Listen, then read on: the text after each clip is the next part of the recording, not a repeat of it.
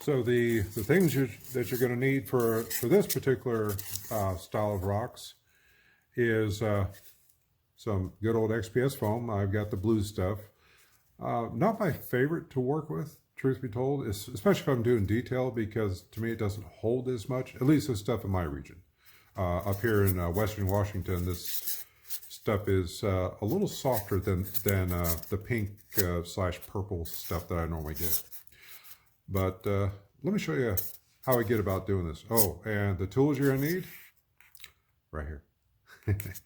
And we also got, we'll probably be using maybe a sculpting tool or two, but I'll try and keep it easy. All right.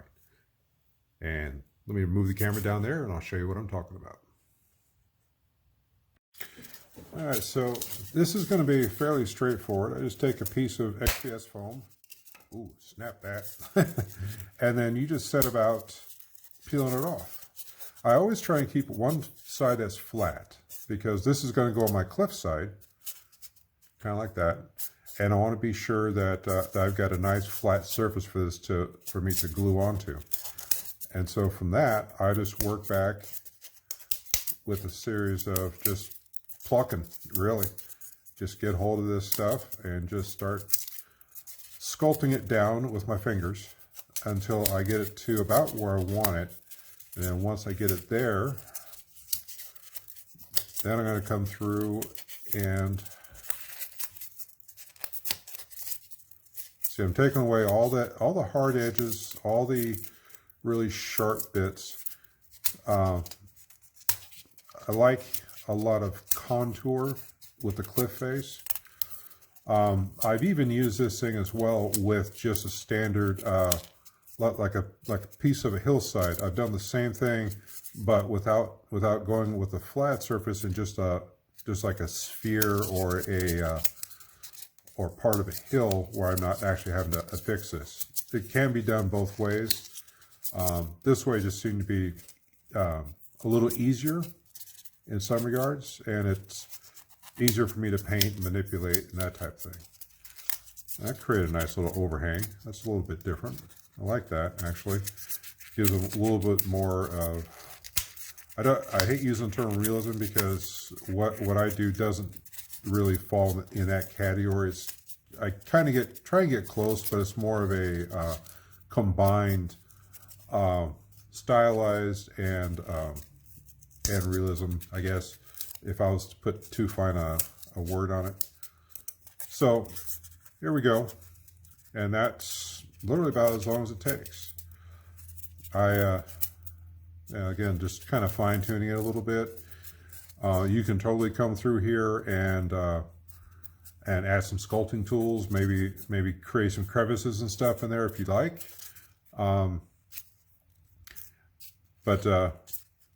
So this is the first stage of how I make that. And then what I do next is I'll come through with the old styrofoam texturing, or the aluminum foil texturing tool, excuse me.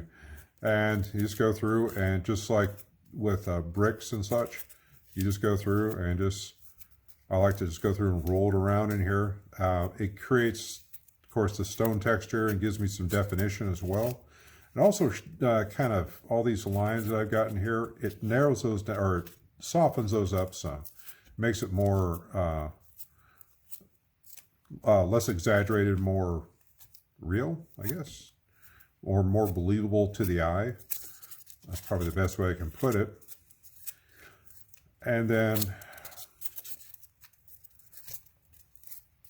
once I get that done, just like this. Cool. And that's got a fair amount of rock texture. Again, you can go in there and manipulate that more if you like, but for a basic wall like that, that's not too bad. Not too bad at all, actually. And then you go and put it on some black Mod Podge, and this is what you get. This is the Mod Podge with some black in it. And cover it over, and from there you just go and paint it with colors as you see fit. I'll show you real brief how I do the colors I use for that one. And I actually got this from Mel the Terrain Tutor, so I do not own this particular method. I'm just following by a really good example. So we'll start with I like to use the cheap craft paints. So I'll be using the Apple Barrel Pewter Gray to start, as this will be my base color. And then I like to work from dark to light, which is, most people do that as well. And then I'll kind of like to hit this with just a little bit of water on my brush, kind of thin it down a little bit so I get into all the cracks and crevices. And let's go through like that. Any paints will do. I just prefer, I hate spending good money on miniature paints, and I'd burn through the volume. When you're looking at doing stuff like this, it's just the volume of paint matters more. And honestly, on the table from 3 or 4 feet away, it'll look just fine. I've got but now if you got the money, you want to burn through a bunch of regular miniature paint, knock yourself out. But for me, I try and keep my gaming costs as low as I can, because my miniatures take up a fair amount of money. So once I got my base coat down, let this thing dry, I'm going to add in a touch of yellow. I know, I saw this, I'm like, what the hell is this guy doing? But here's a touch of yellow. And this stuff comes out a little thick. This happens to be the folk art. This is a daffodil yellow. And I'll just kind of go through and blend this up. Try not to use the bristles of your brush to mix this stuff up. If you can, it'll save on your brush, the life of your brush, even though the cheap ones. So I like to flip this over and use the handle. Figure might as well. And the yellow lightens this up some. It gives a greenish hue. And then I'm gonna add one more thing to it. Once I get this nice and mixed, try and get all the yellow streaks out of it. Then come through here and add maybe just a drop of white. Okay, that was more than a drop of white. That was actually several drops of white. So yeah, terrain painting at its best. So anyway, the idea was to put a drop of white in. So I'll just move some of this down here. That's good enough. And yeah, drop of white. Then on this part, we're actually going to use a sponge, because we're going to stipple this stuff with a sponge. I just got a regular old house sponge, right? And there we go. I do have hand strength. So just soak this in some water for a couple seconds. Let it get some, let it puff up a little bit. And we take this, rip off a little bit here. I don't like working with the whole thing. Save that. You can use that for later. And then just take a bit of this, and I want to try and stipple over as much of this as I can. I try and get what I think is going to be all the exposed areas, but you just come through and you already see with stippling you're going to be hitting some of the highlights. You're going to be getting a little bit of the recesses, but not as much.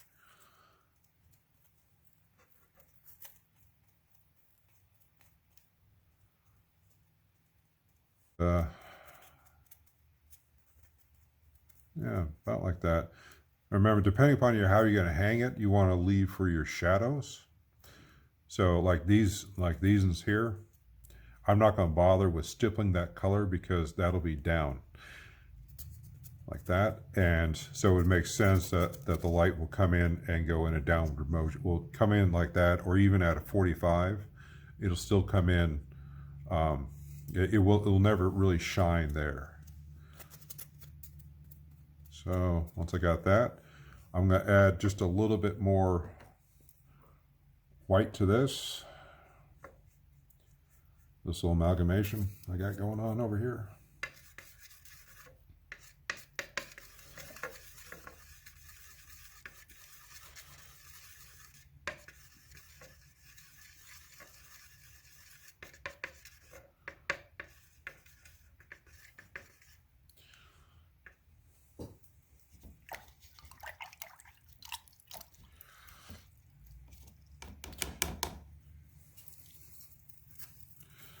All right, so we want to go back and hit mainly the higher areas. You don't really want to hit any of the, you want to try and stay out of the shadows. You want to hit the high points, and you want to hit the texture just like that.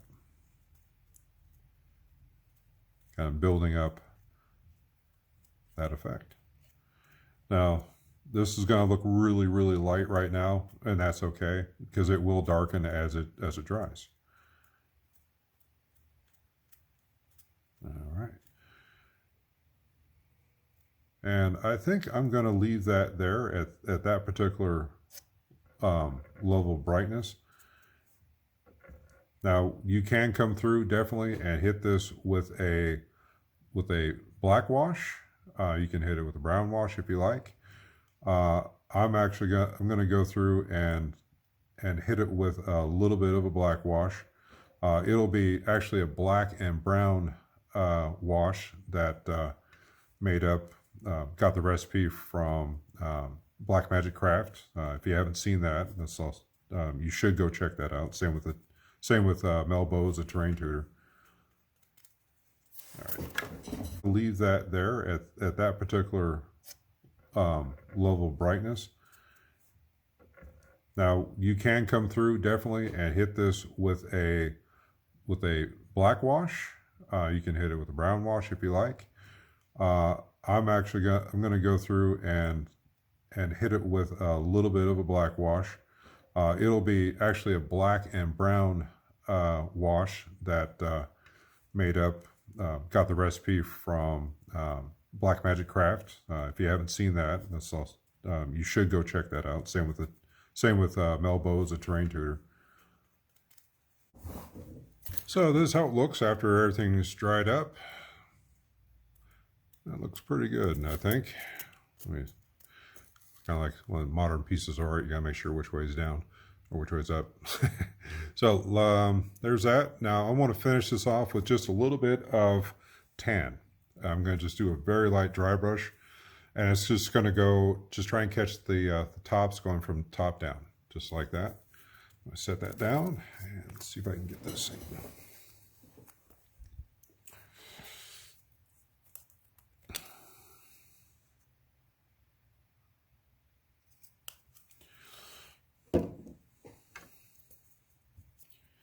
And the reason I'm going to do tan is because I don't want the starkness of a white, but I want a light enough color that when I look at it, it kind of makes sense to me. And again, it's one of those things you want to make sure that if you're going to do a dry brush,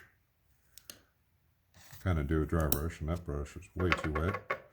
So yeah, I'm going to do this dry brush with this tan and see what I got here.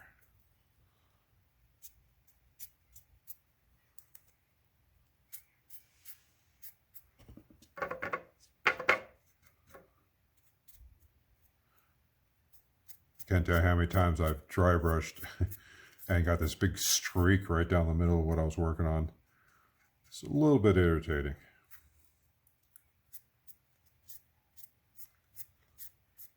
That's okay. There we go. Yeah, it's that sudden splotch of paint that really kind of gets me sometimes.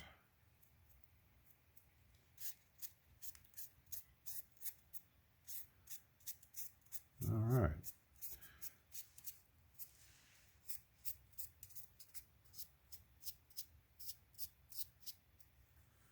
And there we have it. One cliffside piece all ready to go.